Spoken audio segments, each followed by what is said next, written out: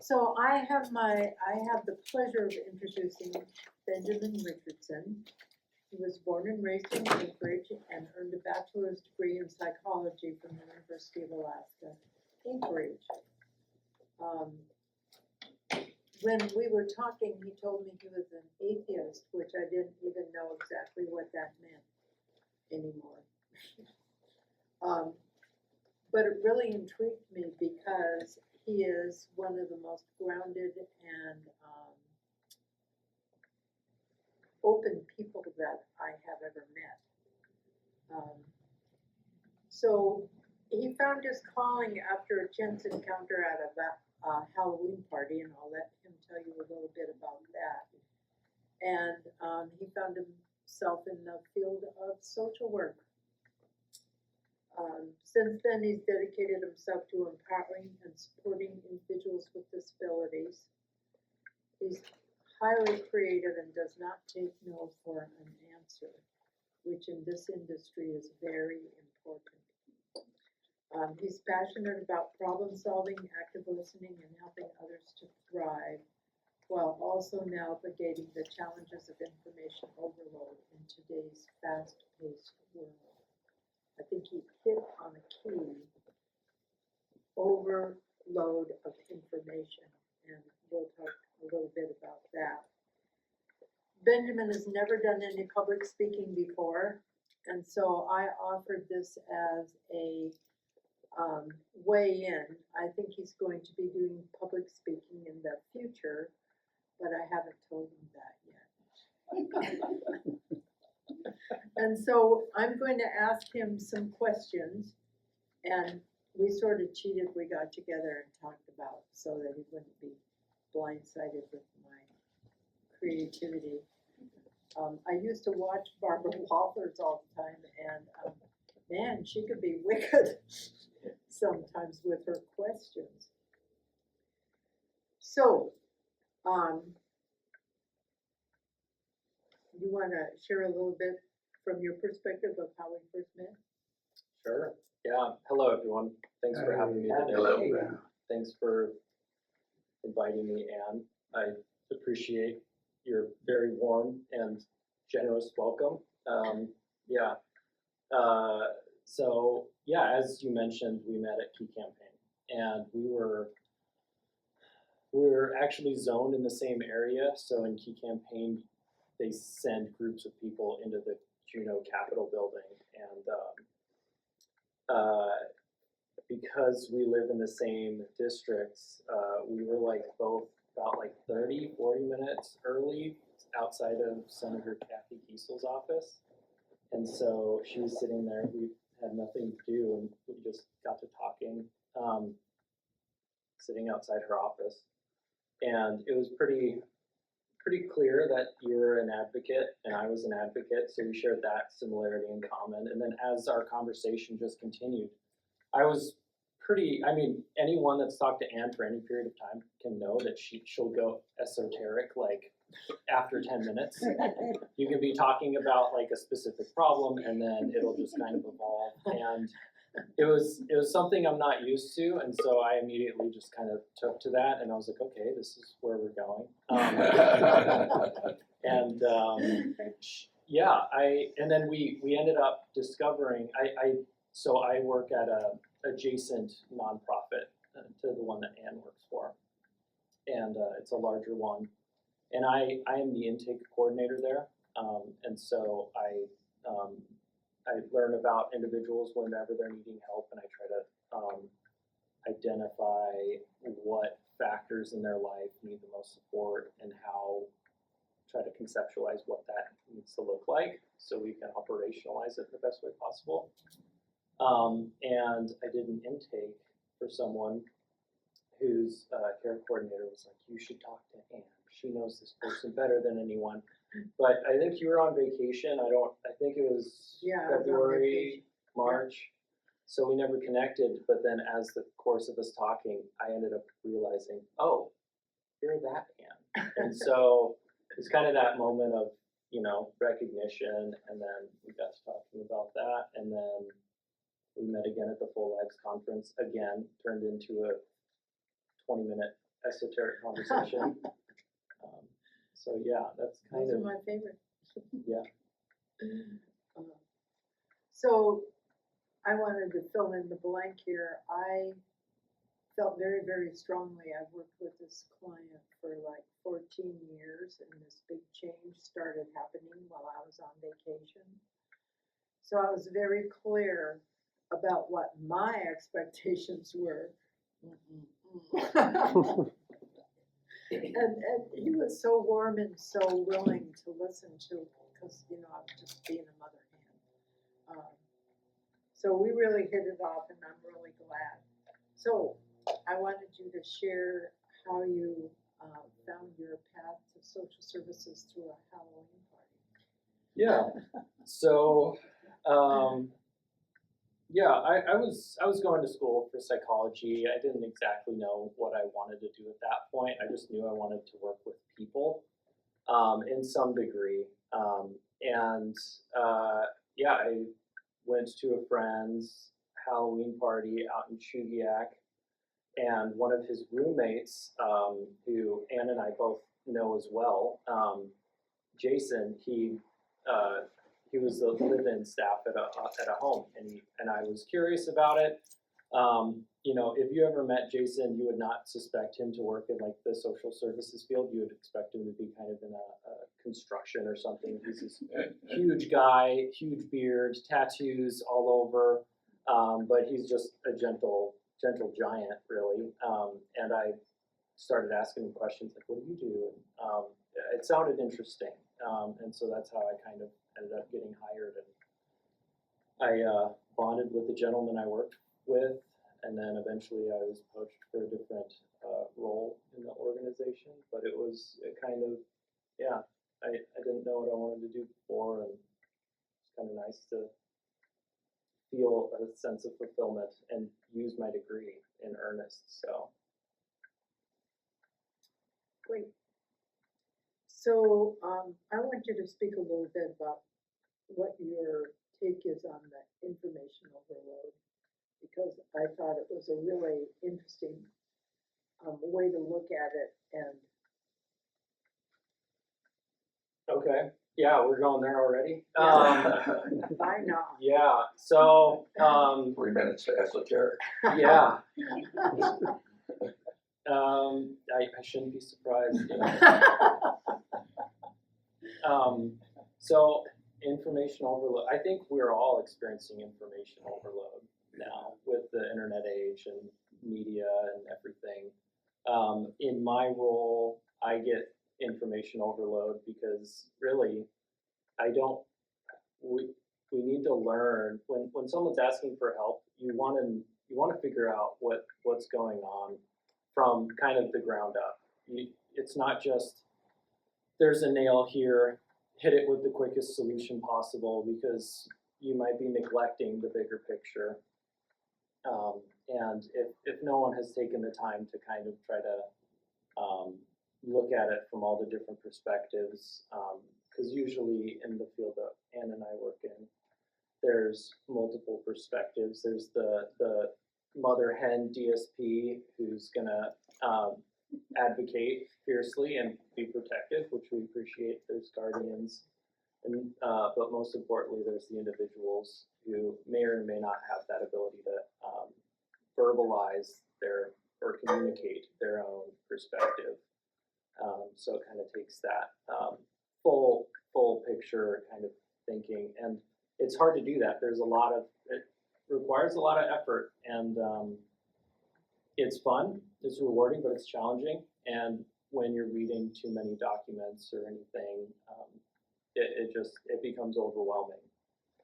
Especially if you're opening yourself up to that information, to feel to kind of put yourself and empathize with what an individual might have gone through for any period of time. And so, what I do to monitor my intake of information is I actually have an app on my phone that's called ScreenZen, and it whenever you go to open a specific app, it tells you how long are you going to use this, and then it caps out, and then it'll shut off the app after after 20 minutes, and then you can choose to reopen it, or it'll be an automatic prompt for me to, okay, I did that. That was my brain break for the day.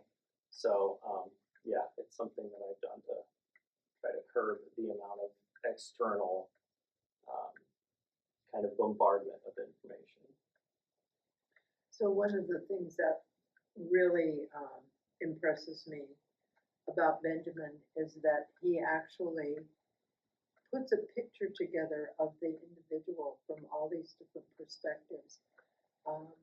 That's not usual in our field. Usually it's bum, bum, bum, bum, bum, and done. And that doesn't really give the person the richest and best service. And when he was telling me this, I thought, wow, let's clone him because we need more. We need more of these. So since we're just jumping around here, tell me how it is you came to call yourself an atheist. I mean, what?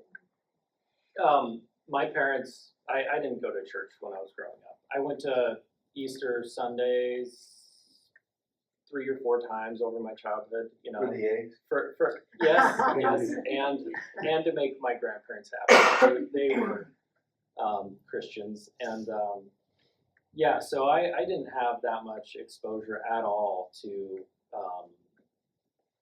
religion, Christianity, any sort of traditional dogmas, if you will. And so, yeah, in fact, I think I told a story to Anne about when I was like 9 or 10, I was driving home. I didn't know what the difference was between Good Friday and Easter Sunday. I asked my mom while we were driving home, and she explained that on Sunday was the day that he rose, and that's why it's celebrated, and it's called Good Friday because that's the day that he, sacrificed himself. And I had this moment of, what, are you telling me that Jesus was a zombie? And my mom, of course, started laughing, and I didn't know any better. And then eventually I started to learn about the, Christian kind of theology a little bit, more so in high school and college. And once I got to college, I probably went into like a pretty severe existential crisis because I didn't know what I wanted to do in life. And the veil of, when you're going through high school, it's point A to point B, and then once you're there, it opens up and your possibilities are endless. Well, when your possibilities are so endless that it's kind of overwhelming to make any sort of decisions, and realizing how much hope and despair exists in the world, and when you're kind of observing that and focusing on it too much, it became overwhelming. So there's probably a period of 2 years where I was really in a deep existential crisis and depression. So I went to various churches to try to figure it out, find answers. After about 6 months of trying 3 or 4 different churches, all I could do when I was there is I would see people partaking in these services, and I just felt nothing. And so I decided, I could see the meaning that they were deriving from it, but I wasn't able to actually feel any sort of connection that was clear to me when I looked at them that they were experiencing. And so that's kind of how I ended up deciding for myself that I felt like I was an atheist. And I have a friend that's very, very Christian and Orthodox, and he's on a mission trip in Guatemala. He's spreading his values and in a way that brings him fulfillment. And so I'm very proud of him for doing that. But in general, I haven't yet been able to find a relationship with a higher purpose or theologically driven belief system yet, I guess, Okay. is probably a good way. My concept of God is naive. It's just, I try to apply humanistic constructs to it, and I just can't. It would be beyond that, I think. And so I just haven't been able to grow past that. And then the thing I love the most about Benjamin is that he's already doing it. He doesn't need any construct. He's just an angel unaware, and he's just going forward doing what he needs to do in a very ethical and heartfelt way without all that. Church is out. Okay, so when we were talking back and forth, you mentioned that you have ADHD and how you navigated that, and I was very impressed. If you care to share a little bit about that. Yeah. I mean, it kind of just reflects on the information overload that I get. I've had to kind of just work on developing coping skills that are healthy. What's helpful is having a partner that points out when I'm not developing or using healthy coping skills. So I have that, which is really important. Having someone that, when my self-monitoring fails me, can point that out, and she is not afraid to do so. Even though sometimes I'm like, okay, cut me some slack, but it's better to hear it unfiltered and in an unbiased way. I'm not always able to do that myself. And you told me that your counselor gave you a kind of a script for how to run your day so that you would have some. Yeah. So when I started seeing like a nurse practitioner, he pointed out he had like a background in hermetic medicine, which I didn't know was a thing until he mentioned it. And he said that it was clear whenever I met with him that he was going through a stage of burnout as well, because he was seeing so many clients and stuff. And I ended up asking him how he does it, and he has like 3 things that he does every day when he goes into work is shielding, centering, and dispersal. And so he described when you go into work, before he would start working, he would visualize a gold aura around himself that would, when talking to people, it would, if someone was sharing a trauma and he was trying to listen to it, it would be able to approach him, but then it wouldn't fully get to him. It would kind of stick on this semi-permeable membrane that he kind of just conceptualized around himself. And I thought that was an interesting idea. And so I tried to do that. And then centering, he would encourage kind of creating a ritual halfway through the day, either meditating or finding something that brings you back to the center, depending on if there's something that's going on that's particularly stressful. For me, I try to drink tea. That's kind of something that I try to do, but I don't always do it. I'm still working on that. And then dispersal, creating something to where shortly after you cross the threshold into your home, kind of finding a way to let it go. And so for particularly stressful days, usually I'll end up just taking a shower. And so that's kind of literally like just washing it all off and, kind of getting back to your center. And so that way you can kind of try to put all of that on pause And of course, that doesn't always work. I'm aware of 3 or 4 emails that I have to send tomorrow, but that'll come as it is needed. Right, right. Well, there again, he's already doing it. It's a work in progress. Well, ain't we all? All right, so,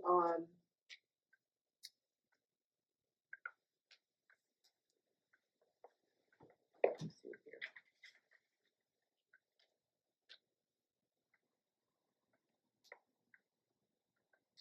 So you had some experiences during COVID that I thought were kind of interesting, your take on COVID and the fact that we were taking care of a vulnerable population, and that's when you started working there, right?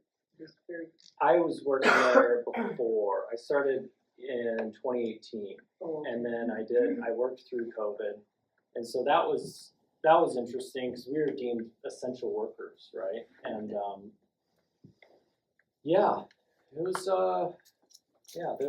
an interesting time. I think it was I was one of the staff that I would go shopping and I sanitized all of the food, before bringing it into the home. I was one of those because we didn't know. There's so many questions that we didn't know, and I was of course always worried about bringing something into the home. So, but there's degrees of isolation that I observed in other people that I think we all would agree at this point that was intolerable in many ways. And so it was hard when I was asked questions like, can you please encourage the mom and son to socially distance when they haven't seen each other in X amount of months, and like, okay, how am I supposed to do that and feel okay with doing that? So there's definitely some value struggles, I think, that I had. But what I think I saw most after that was, I think, because it was such a shared experience and we all felt degrees of isolation, there's more awareness and self-care that I think is good, because I think it destigmatized conversations about self-care to a degree, and mental health awareness, and kind of checking in with yourself and checking in with others and loved ones that I didn't think was as accepted back then. So I think that is actually a positive after that, collectively speaking. One of the things I like about Benjamin is that he thinks through all these different things very quietly. He doesn't need to go tell anybody or write it down or pontificate anywhere. He just makes up his own mind and goes forward, which is a very special, to me, that's a very special quality in a person who is just running their life. So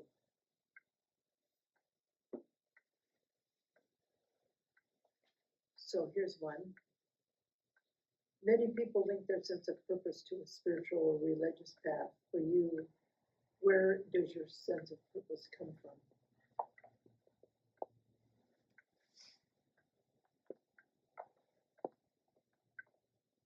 No, we wrote it down. I know. Not a surprise It's not. question. No, it's not.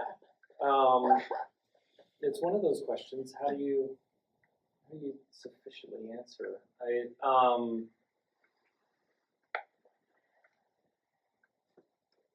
I don't have. At least I haven't felt like the need to tie a larger theological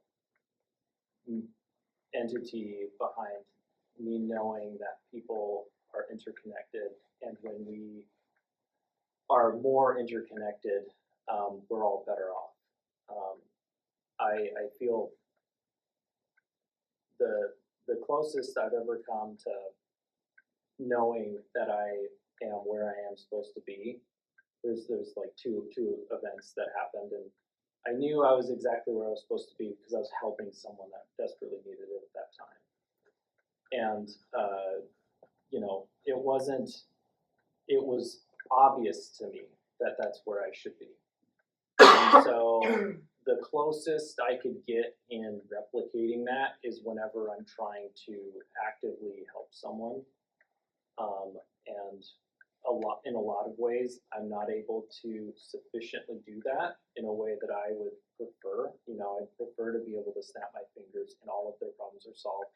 And they don't feel the sense of despair that they might be sharing, or whatever else it is, if it's a practical solution or existential or whatever. So that's, yeah, I think I find the most amount of meaning and purpose through trying to be as altruistic as I can be.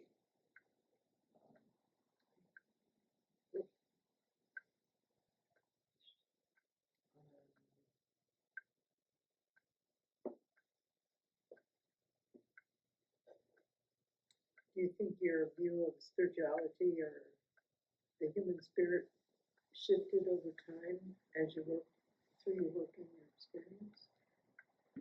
I think I've become less judgmental over time. Yeah, So what were you before judgmental. that? Like, can you give us some examples of how you felt you were judgmental? You know, I think I felt envious, like spiritually envious about people that had, like, in their head, they had all the answers and everything. And I think that there was, I had more spite towards that because I didn't have that. And it was frustrating. It was vexing in a lot of ways. And so I think I've matured in that sense, but yeah. So when these people that presented themselves in that way presented themselves as if they knew everything, do you think they really did? Or was it? I know that a they made up thing? believe they did, Yeah. and yeah, I mean the friend that I have now, that's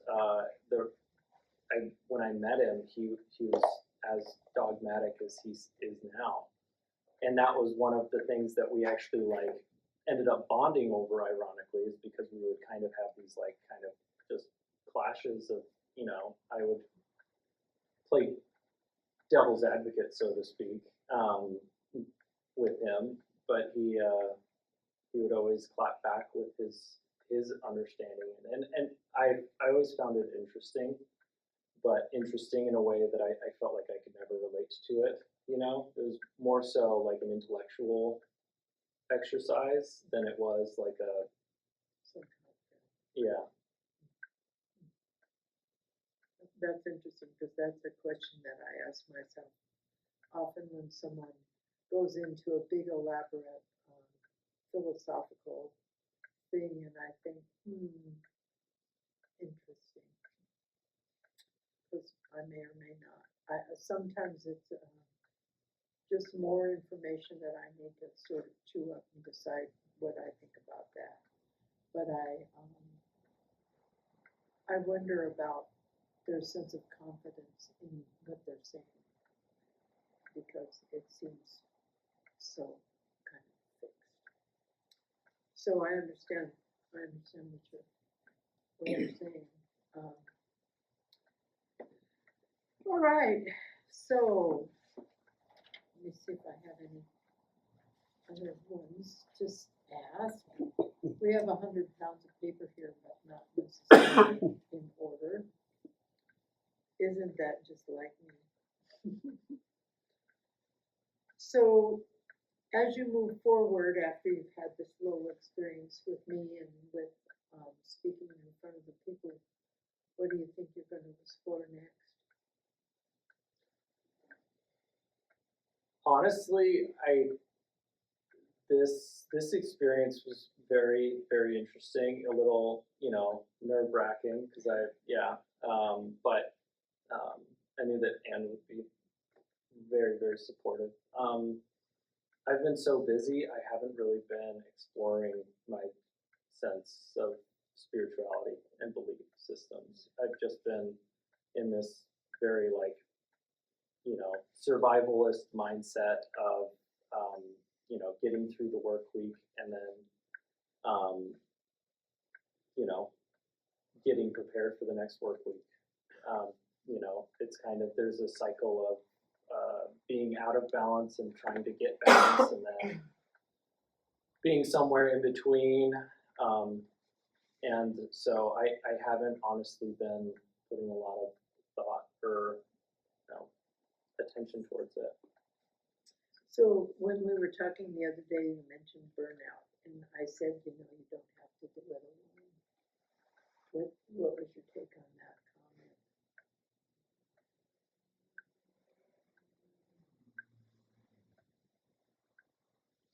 comment? I think that when you're doing something you're passionate about, burnout, I think, is something that you both welcome in certain aspects, but then have to try to avoid in others. Because if you're driven enough or compelled enough to just keep doing it, then it almost sometimes doesn't feel like a choice. And then, it's a cycle. It ebbs and flows, and you try to hang on.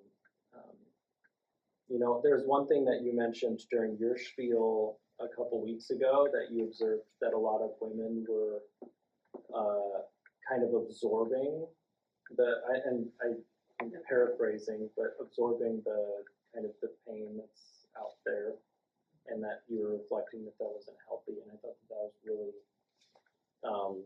relatable in a lot of ways, and I thought it was a good observation because I think that a lot of us are doing that at a rate that maybe we haven't done before. Right. Well, I mentioned women just because I'm around more women, but I know that men do that as well.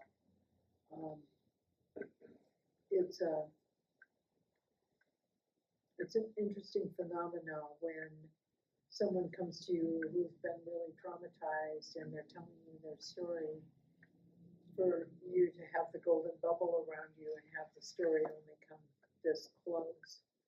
And for a lot of people, and I'm going to say people here, they don't know how to do that. And so they just take on the stress and the pain that the person is broadcasting. And that concerns me because I think it's affecting people's mental health. And it's so subtle sometimes that they don't even realize it until they have a crisis, that either a physical disease crisis or some kind of breakdown, and that's very concerning to me. Well, to that point, sometimes there's there's actually a movie. It's a superhero movie that you just made me think about it. In an X-Men movie, Charles Xavier goes back in time and ends up talking to his older self because he's going through a crisis, and he's a telepath, and he opens his mind and he's overwhelmed by the pain of others. And the older version of himself says it's not their pain that you're afraid of opening your mind to, it's your own pain. And then he encourages them to, like, if you are able to take their pain, and it'll make you more powerful than you can imagine, if you can use it and harness it. And that's all driven by the most human power, and that's hope. That's kind of as gimmicky as time travel is in movies, I thought that was kind of a profound sort of lesson in the hero's journey that I appreciated and I identified with. Yeah. Because I'm this golden shield, so to speak. It's not always everything, it comes through. And even though it would be healthier from an objective standpoint if I could constantly have it all stick out here at arm's length, but when you're, when a parent is expressing their, their woes and what they're going through, you have to be able to just listen and take it in, because sometimes that's all they need. Of course, they usually need more than that as well, but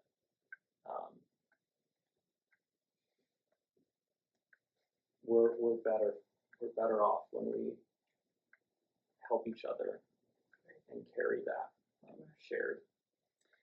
So another line that you said that I just absolutely loved when we were talking about your ADHD and how you have created coping skills and this and that and the other thing. But the line that I loved was, sometimes you just have to let the horses run.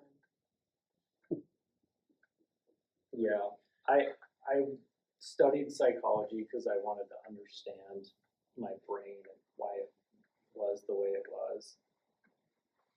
And at a certain point, I just had to accept that I'm not gonna ever have full control over my cognitive, mechanisms, and trying to white knuckle it and steer the horse in a specific way. That was my analogy, is just white knuckling it doesn't work. And so it's taken a lot of time and therapy to just learn to accept that and not hold yourself to like such an extreme standard that's unobtainable at all times. It can be frustrating when you have a very high self of a very high need for control, like I do.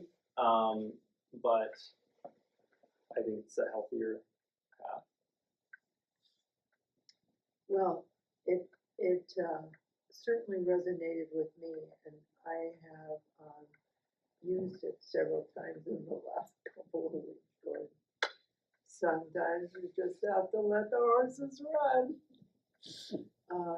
because it's kind of like almost a statement of surrender. Like I've tried to control it, and I've done this and I've done that, and none of it worked, so now it's just time to let it go. So, yeah. So what time is it, everybody? Oh, we're doing good. We're doing good. So, now we do the question and answer. Somebody out here might have a question for you. Yes. So, Sorry. go ahead. It's okay, Louis, go ahead. So, would you characterize yourself as a social worker then? That's probably the closest thing, yeah. So you advise, you listen and advise? Now I don't have a social work degree, but yeah, I do a lot of, I take in calls and then I listen to them and then I try to help guide them in a specific way. So almost universally, the help generally influences or tries to steer the patient or client towards surrendering to a higher power, like God. So you would have a unique approach then, right? I don't know. Well, when they're reaching out, I don't get a lot of like spiritual questions asked when I'm doing intakes. When I'm trying to figure out what the most the highest need is for them. And sometimes people are reaching out for housing or additional resources like utility assistance and stuff like that. And so I'm able to route them to whatever I think the most appropriate resources are in those cases. As far as surrendering to a higher power when I'm doing intakes, or if people are looking for those, I would have to defer to different people within the organization, because I think that I would fall short on being able to help in that way, because I don't have that. It's kind of a foreign concept to me. Did that answer your question? Yeah, that does. Excuse me. When you first started talking, you were talking about the information overload on an external source, right? And you mentioned using like an app, to help shut that down. And you've mentioned coping mechanisms a few times in this talk. And I'm just wondering, since you studied psychology, if you could touch more on a psychology aspect of the inner information overload versus the external. Okay, interesting. Yes, so inner information overload is what I have to cope with. That's a very good question. So when ruminating is like, it's so hard to get out of that, because when I'm trying to go to bed, my brain is still trying to problem solve through things. Right. And when I started this role, my girlfriend pointed out that she saw after about a year, she's like, you started drinking a little bit more. And I wasn't drinking to the point of excess every night, but because she noticed that I was trying to dissociate a little bit more, because I'm not someone that's prone to anxiety, but I was taking in more information than I had previously ever done, even through college, because I was connected to it. It wasn't just a textbook, and I wasn't writing these questions out. I was immersed in these stories and these people's lives to a certain extent, to where I was forming attachments with them.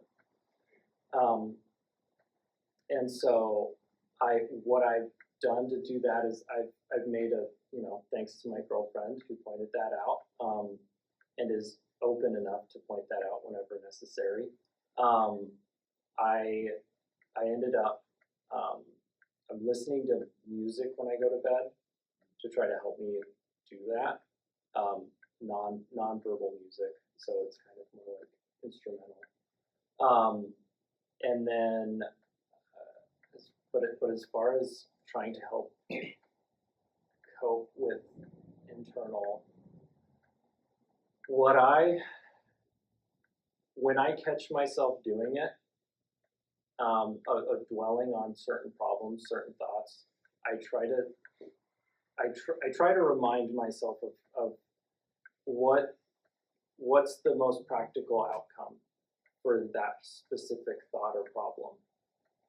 Because if I try to view it from not like a subjective viewpoint, but if I try to look at it from an objective viewpoint of is there a practical solution to this that's just tangible, that we could try to get to shorten it out, because then I can focus on that as opposed to the feelings that I have associated with that problem. I mean, it's something that ebbs and flows, but it's not always. Can I ask a quick follow-up based on what you just said?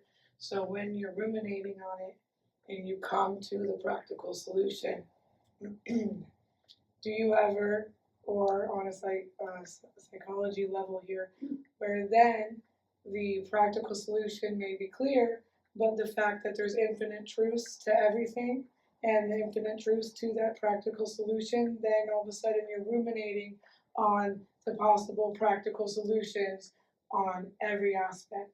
So the ruminating doesn't stop. The music doesn't necessarily help it stop.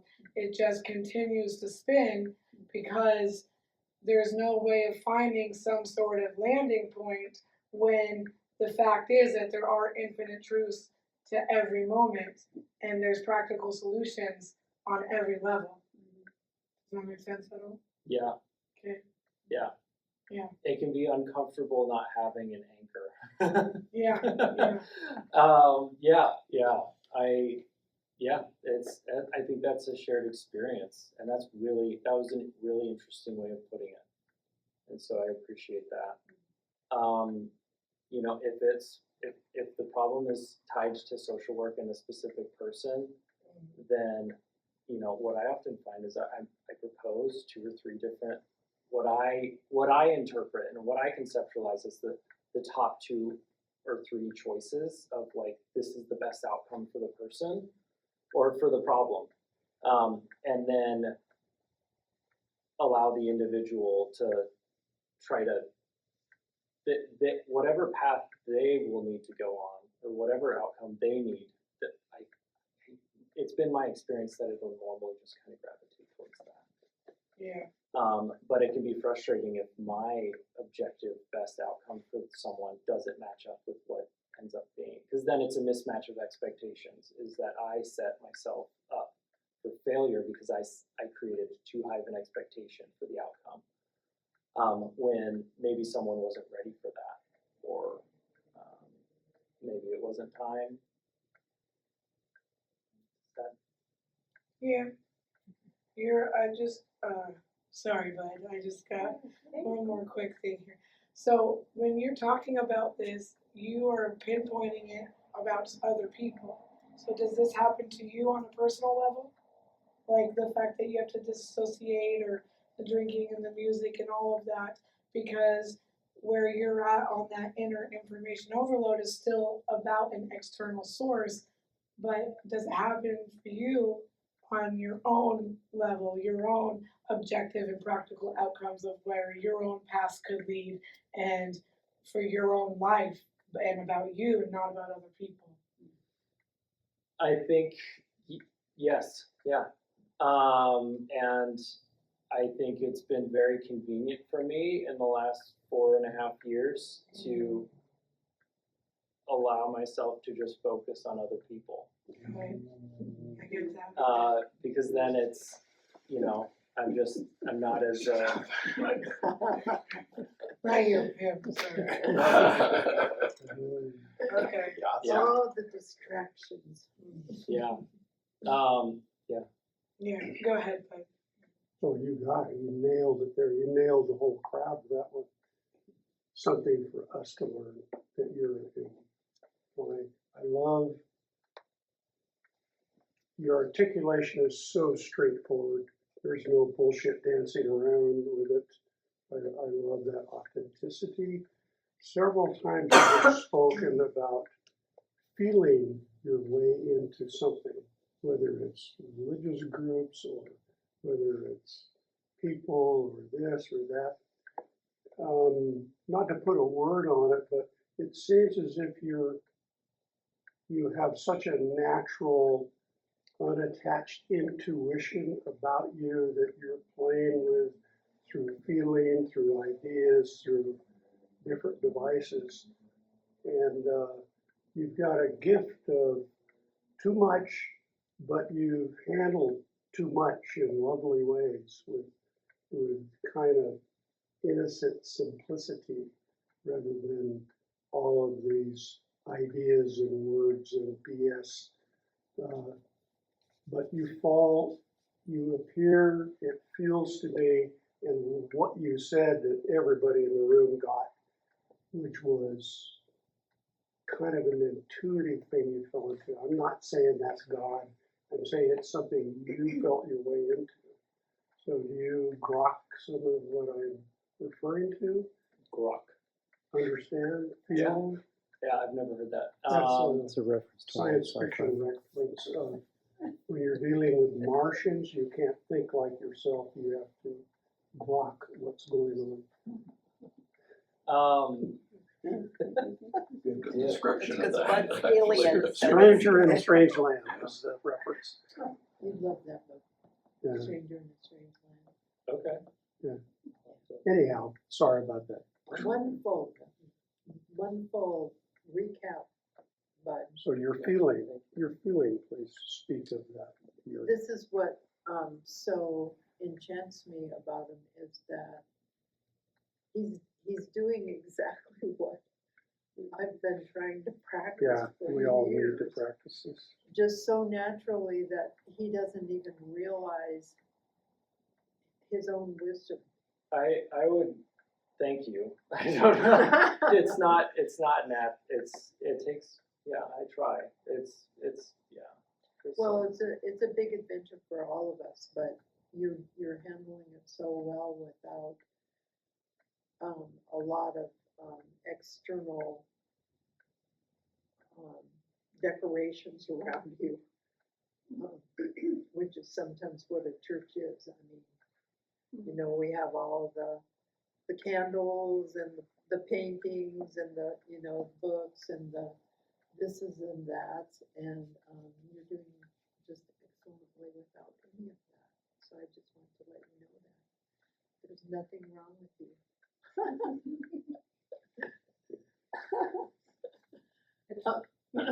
Go ahead. Lynn, Oh, first of all, thank you for opening up so much. I know it was not very easy, but I'm sure you were able to, especially from this lady here who gave you a very pictorial insight of what it is you go through. I think that you're a great person. I think that a lot of times you probably spend more time on yourself being in the way of what you really need and want to do. I think that 2 words will help you: kindness and compassion, no matter what you do. Those are sacred words, and those words will be meaningful to you as you allow them to come and use them. And your eyes will be fully open. I think that what you do is great, the type of work you do. The world has changed. We all need insight. We all need techniques. We all need to hear the stories. So I congratulate you for that and willing to do that type of job. I think too that if you're a journaler, do you like to journal? I used to. Yeah. For me, when I journal, I say what it is. I don't keep anything from myself. And I think you may find when you're sitting there and writing your words to be real clear and honest with yourself and say whatever words you need to say and practice doing that all the time, that things will begin to open up and be a little more freer for you inside to be able to give that to someone else. So that's it. Thank you. Robbie? I'm kind of going in the same direction. I imagine that you two probably, because of your job, are more in tune, specifically when your clients are getting a little bit like their motors are starting to rev a little hot, that you pick up on that well before other people. I'm just guessing you guys would have superpowers in that arena. And the thing, like early on, Benjamin, when you were talking about, I try to drink tea, but I don't always do it. The thing that struck me is it seems like you guys have these gifts of really being in to tune in to your client's emotional state. And I wonder if that's transferable to your own inner state, to notice how I'm doing. Like, I could just imagine Ann at lunch, and you notice something early on that's like, ooh, that needs to be addressed right now. Or it could, like, really blossom into some ugliness. But if you get it while it's early, and I feel like we can do that same thing to ourselves. And, you know, I used to all the time just get so wound up that I would finally explode. And there were lots of signs along the way of when that was happening, but I was ignoring all of those. And once I started to tune into that, what it gave me was the ability to recognize I'm getting a little overwhelmed right now, and I need to pause and just breathe for 30 seconds or 45 seconds. Sometimes that makes a huge difference. So I'm just wondering, have you guys ever taken this, what I envision, a nice microscope on people's emotional state and turned it inward and say, can I notice more quickly when I'm starting to get triggered and, Yeah. you know, breathe or go for a walk or, eat a cupcake or something. Well, that was the whole point of this month, was to discover whatever it is that will help you self-regulate. That's what it's called, is self-regulation. And for me, I use affirmations like, stop it!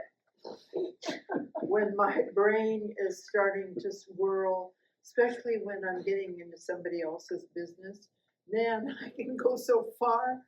I'm into chapter 11, and they made only one comment. And I say, stop it. And my brain goes, what? Or I say something like, I used to do that, but I don't think I'm going to do that this time. When, I've got this, I'm going to call her and I'm going to tell her, say, no, we're not going to do that this time. It failed before and it's sure to fail again. Mm. So those little kind of, I call them affirmations, but you can call them anything you want. But basically, you make up your own app like he has, except it's in here. And it says, don't say it, don't say it, don't say it. And sometimes I make it and I don't say it. And I think, yes. Because I knew if I said it, we were just going to be in a big argument. I mean, it was so punchy, it was so sarcastic, it was so perfect. But what was the point? And my sister gave me one the other day. When we're talking about this person, are we getting what we want? No. Because she and I sometimes chat about people in our, our history. We say, is this productive? No. Well, then let's stop it. So those are the kind of, to me, those are the kind of resets. They can be very, very simple. They don't have to have holy words in them. They don't have to rhyme. It's just for you to tell yourself, get back on track. Because I think that that's what the narrow path, the key to the city, you have to go through the eye hole of the needle thing is all about. Is it, am I on or am I off? And I can feel when I'm going off. And I used to go way off. Now I say, I can feel that I'm going off, I'm getting back on. Just that simple. And when I feel on, I feel so expanded and so much joy. And I say, yeah, this is where I want to be. Right now, this is where I want to be. And it can happen right in the middle of something that's so bizarre. I have a young lady who just got new dentures. She doesn't want to wear them. We're in a restaurant. She's coughing and choking and spitting food all over the table. And I'm sitting there thinking, okay. And then I just got amused. I look around, everybody's watching us.